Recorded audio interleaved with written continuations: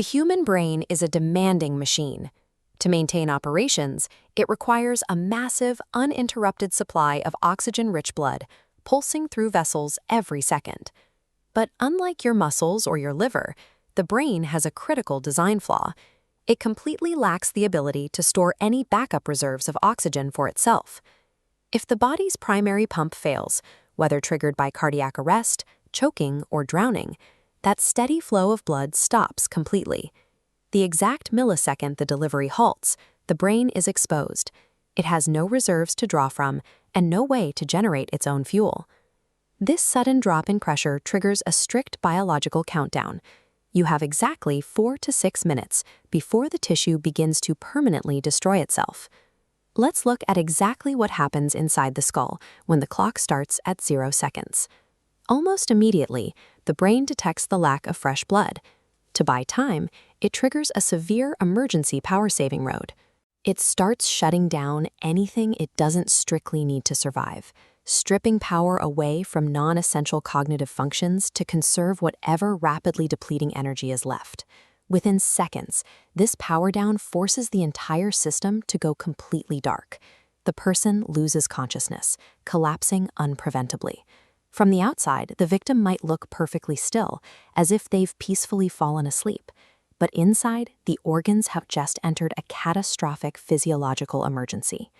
As we pass the 1-minute mark, the crisis accelerates down at the microscopic cellular level.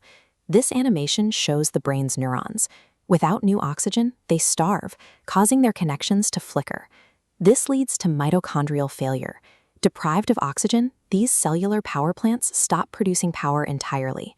As energy drops to zero, the entire communication network completely physically severs. By the 3rd minute, the physical hardware of the brain remains technically intact, but the operating software has completely crashed. But the hardware can only hold out for so long. As the timeline pushes past 4 minutes, the window for a clean recovery starts to close. Cellular starvation crosses a biological threshold.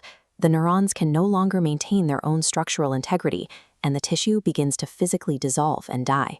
This localized death wipes out whatever information those specific cells held. Entire sectors of memory and specific cognitive functions are deleted permanently. As the clock ticks closer to 6 minutes, this necrosis spreads downward into the brainstem. Its destruction eliminates the body's ability to maintain basic motor control or breathe independently.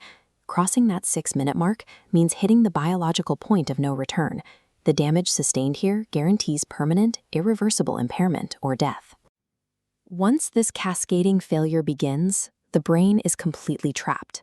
It cannot reverse the destruction on its own. The only way to halt the countdown is through an immediate external disruption of the process. This schematic illustrates the mechanical reality of early CPR. It acts as a literal manual override for a broken pump, using external physical pressure to force a continuous flow of blood upward into the skull. Pushing that remaining oxygen-rich blood back into the starving tissue artificially pauses the biological clock, protecting the surviving cells from structural collapse. In this scenario, time translates directly into brain tissue. Every single second of delay allows thousands of neurons to die, resulting in a measurable physical loss of the person's self. Because the brain is incapable of saving itself, human awareness and rapid, decisive intervention dictate exactly how the timeline ends.